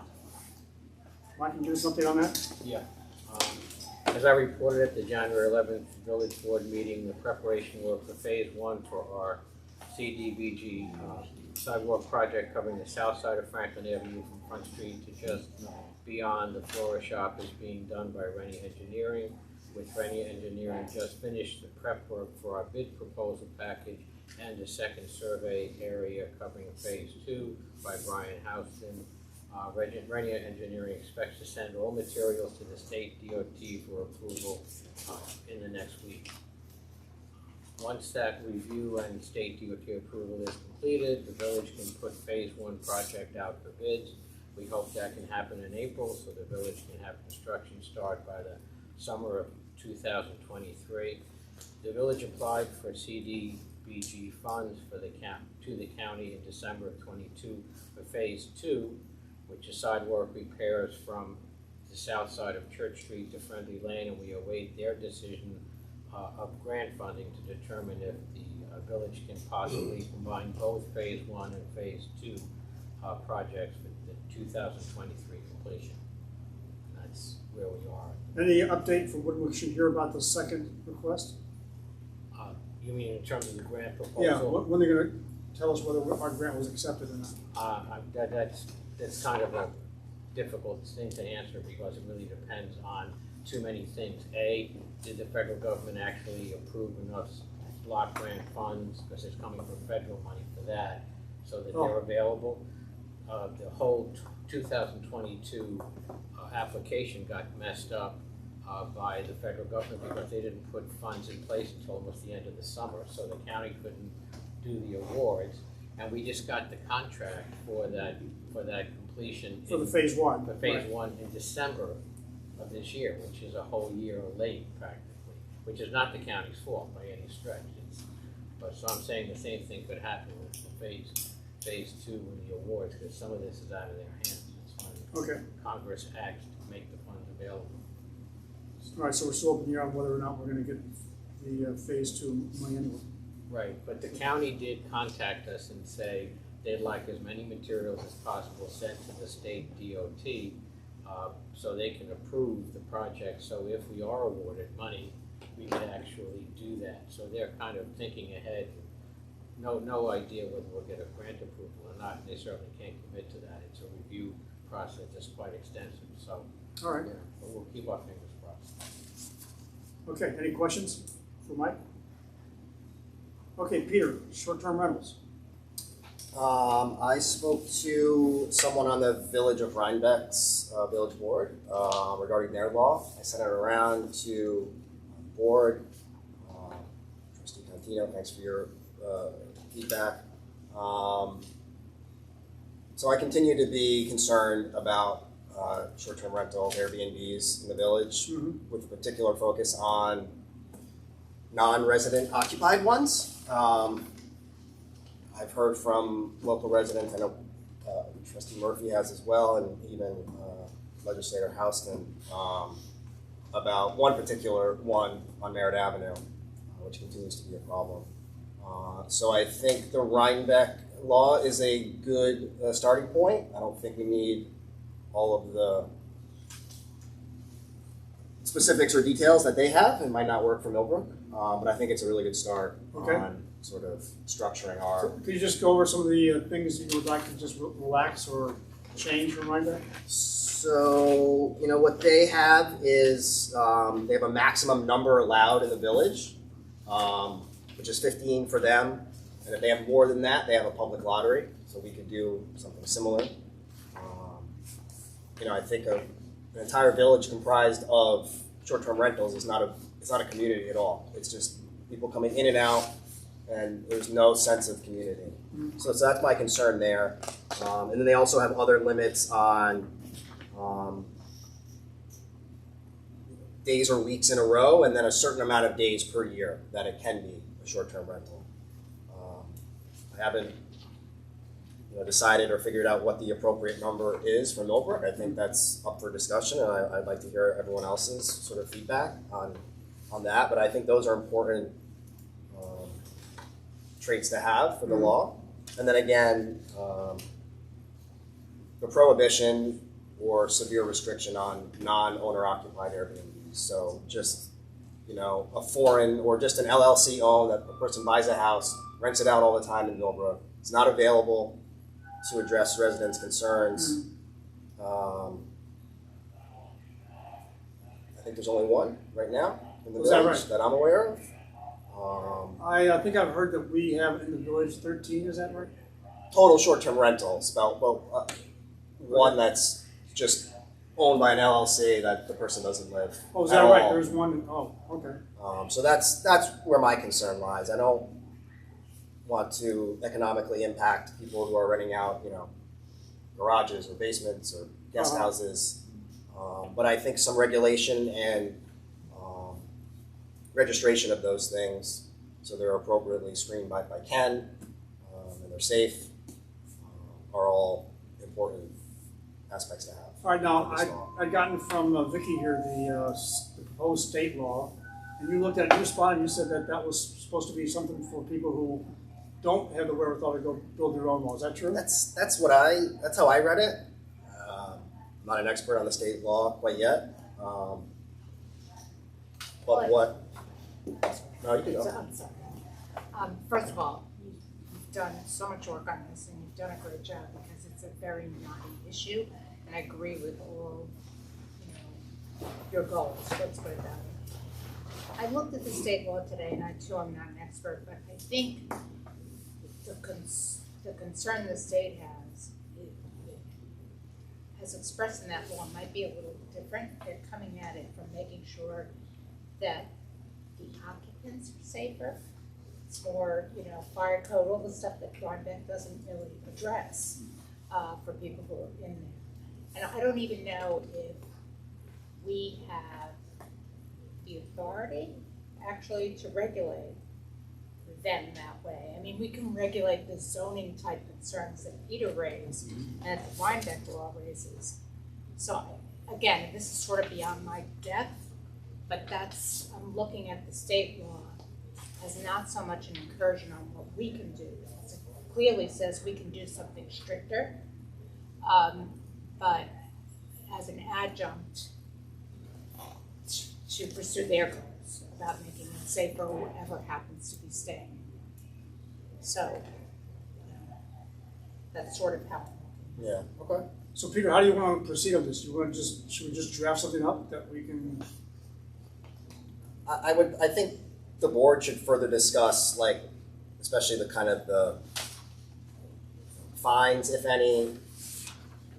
We're going to do a lottery, what that number is, the max amount of days per year. Come to at least a general sense of where we might come down. Well, it makes sense to get some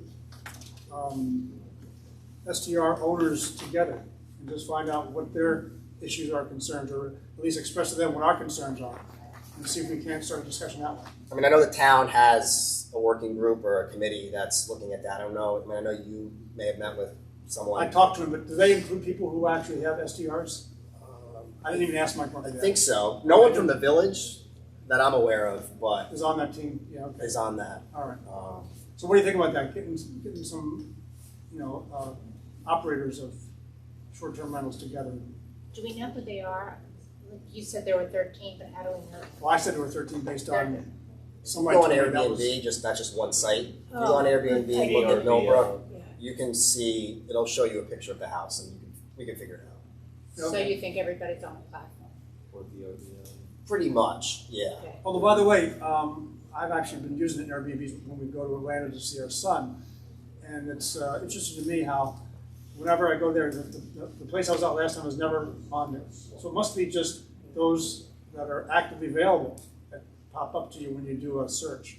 Whatever dates you put in, if it's not available, it's not going to show up. It doesn't show up. Right? So that means somebody said to me, just go on Airbnb, you can find out where all they are. And you can search, when you search, you can do flexible. So that's what I try to do to get a broader swath. I mean, it's not perfect because you have to still choose a month and a sort of a general time period. But if you do it a couple times, I think we can get a decent enough sense. All right. The county might have.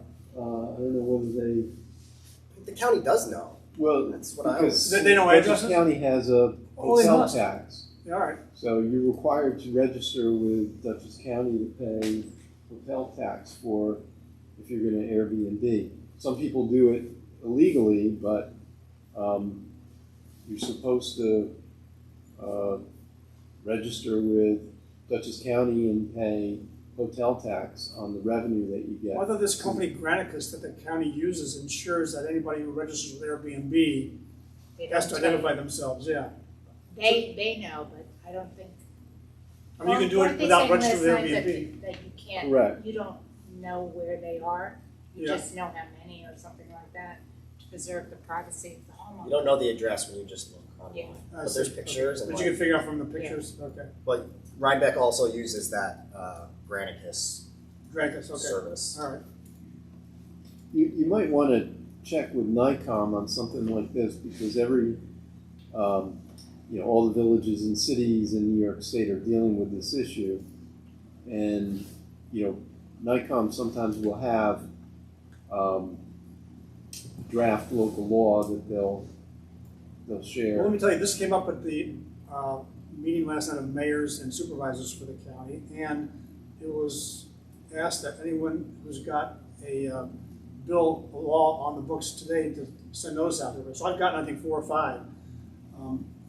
Municipalities saying that they've got. Can you forward them around? I'll forward it to you. I don't want to complicate things, so maybe you should look at it for a cursory kind of anything there that's interesting. But let's just stay with the Rhinebeck as being the the benchmark and build from there. All right. I think the only thing I would say to add to the discussion is that personally it's important to me that I think we have some kind of regulatory tool that'll make sure that as Vicki had pointed out, that the place people are staying is going to meet certain standards and meet certain guidelines. Because I don't really want to have a situation where we find out we're getting complaints from people because they've leased part of their basement out for that it turns out to be a hovel, and that we really should have some kind of handle on it, on exactly what it is that they're advertising and selling. So however we can get reasonable legal oversight on that.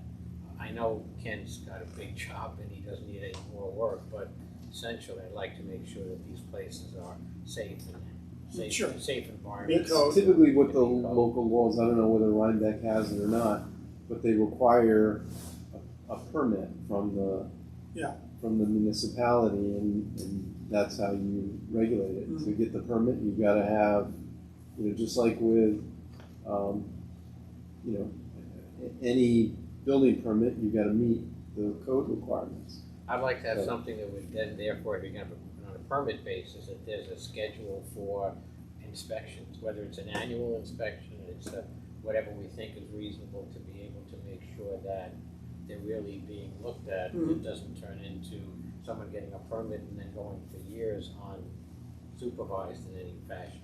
So for Rhinebeck, once your application's approved, you will be notified by the code official or village fire inspector to schedule a fire safety inspection initially, and then annually they have an annual fire safety inspection requirement with a fee. All right. That's excellent. That's at least giving us the right to walk in the door, and that can be very difficult at times. The owner can say, no, you're not getting past the front door to look at anything. Yeah. So okay, fine. All right, well, look, so Peter, you sent out the Rhinebeck code, all right? So let's spend another month looking at that. I'll send you those other versions that you can look at and see if there's anything of value to you there. And then There's one more thing. Yeah. Peter, I haven't had a chance to try to find it, but I took a parole exercise last night because I guess a court in Louisiana ruled. Heard about that. Yeah, that it's a violation of the Commerce Clause to try to prohibit Airbnbs that aren't owner occupied. So I think it was very specific because I heard about that. I haven't read it, but they were like crazy about it. Yeah, I think it was very specific on what that Louisiana law tried to prevent, but we can. Because that piece is really important too. I think we have to have local people. You're saying that they care are about our community in the house. There may be a problem with us restricting it to be posted only. That's what you're saying? It sounded like owned by an out-of-state resident, right? Well, like, It might have been that. It might have been that. Oh, okay. So in other words, these hedge funds that own properties, Yeah. just to turn them into Airbnb type places or short-term. All right, so Peter, we'll get back to us next month, and we'll spend more time within the next month looking at And I would those just detail. encourage any, village residents, operators to reach out and let us know about, concerns for them. Good. Yeah. Whatever. And I'll get you the other municipalities. Great, thank you. For better or worse, I don't know if they're going to be of value to you or not. Doesn't have to look at. Okay, good. Let's move on. The last thing on the general agenda is the request I'd like to make that we replace the fence that's to the right of the water tower. Now, I think as I've told you in the past, I did get get T-Mobile to have a vendor come out this summer and replace the fence that was around their equipment. They've got a generator and they've got some other equipment there that was basically exposed. And I asked them to get that taken down and replaced with a new fence. They did. I asked them while they were there, do they also replace the fence on the border of the property? And they were hemming and hawing, and the bottom line is that the project manager who I was working with, who was supposedly trying to get approval for that, left the company. And her replacement has been very no-no as far as the fact that it's not their responsibility, it's not in the contract, which she's right about, and that they claim that part of the rental fees they pay every year for us is supposed to include us taking care of the property. I basically have exhausted the possibilities of getting them to pay for it, so all I'm asking the board is that you approve me going out to have this fence replaced on our own, using money from the HNL account at a cost of $4,800. Bob went out to multiple vendors and only got one response. He actually got a response from a vendor who only responded to half the fence, and that doesn't really satisfy the problem. But for the one who did respond to the full 88 feet, it's $4,800. And I'd like the approval to do that. Any questions or comments about that? I would just say going forward, is it possible? Because didn't you re-sign something with a vendor last summer, maybe a different vendor for the cell phone? No, actually they threatened to leave. They wanted to terminate the contract. And they said, or want to reduce the rate. Ian, I remember sharing it with you. But we tabled it for a couple of years, right, or something? Well, what happened is they wanted to reduce by 50%, and I said no. They said, well, we're going to then take our antennas down. And then 2 months later, they said, we need to come back and replace the antennas. So basically, they threatened it, and we said no, and then they said, okay. I would just like to get this on the back end, you know? I'm sorry? Like, if whenever we re-sign one of these contracts with one of these vendors, if we could build in a little cushion for ourselves, Yeah. if we need to put up a new fence. That's a good point, yeah. Yeah, now the contracts aren't out for redoing. I think they're probably in the next 4 or 5 years, I think it is. Yeah, But there the last usually is time- a pretty long term. Yeah, it's not going to be during this administration. Yeah. If they go for so that's something to remember when we talk about that again. Yeah. So, I think it's 5-year terms, but then but it's they for can 20. I think it's for 25 years. It's for like Correct, it can be- 5-year terms. they can be renewed up to 5. That's right. So what happens if Sure. they decided to leave, or if we decide to cancel? We have to give them enough notice so that the next time the 5-year thing starts, that's when it will actually be canceled. All right. And I thought, dealing with this before, that when we tried to see how much we could negotiate a higher fee or whatever, as he had just pointed out, it's a repeating thing. Yes, they say a 5-year lease, but really it can be involved for a good deal longer. It's an automatic renewal after 5 years. Most of these leases are 25 to 40 years, when you take Oh, into actually, I know account what all Peter's the talking renewals. about. I did one time get a letter saying we want to redo the contract, and requirements are you can't redo it until you get to one of those 5-year periods. And so I actually started the process of, all right, let's go redo it. Until I think you pointed out to me, wait a minute, we don't have to do this until I think it was like 2025 or 2026, something like that. Yeah. Yeah, that's right. That did happen. And so we called their bluff on that. All right, so if there's no problem, I'd like to make a motion to approve us getting this vendor, which is Second Fence, to come and replace the fence that's the next to the property owner who's to the right of the water tower. Can you get a second? Second. All those in favor? Aye. Aye. Any opposed? Okay, good. We'll proceed with that. Thank you very much for that. Is this on the residence property or? No, it's on village? our property. Yeah, it was put up there years ago. We don't know by who. Right. But to actually cause a sound barrier for the property owner. But half of it's missing. Half the Yeah, side's right. missing, so. We'll get that fixed ASAP. All right. Anything else to discuss? Or any public comments first? Brian, anything else you want to bring up? Yeah, I got a question. Yes. Scott, you got to stick around for the executive session, right? I am now. Okay, good. Thanks. Sorry, Brian. You had said that you were going to rotate the deputy mayor's job Yep. to all the trustees. Right.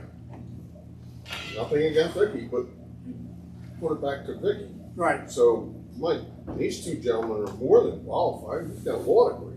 I know, right? I already had the discussion with the trustees on this, and we Why decided didn't to you hold do off. it? It's a personnel thing. Yeah, I don't want to get into it. Just seems like a slight to these gentlemen. I don't intend to cite these gentlemen at all. So it seems. I think I've talked to the appropriate personnel, and I think I've got a plan. All right. And there's no slight intent. Let me just tell you. Well, it's one party has been Yes. Okay. Well, that's a good point. You're one right on party. So I don't want a small village to become the national, where they don't work together. Yeah. And all they do is cut each other. I assure you that's not the issue. Okay. So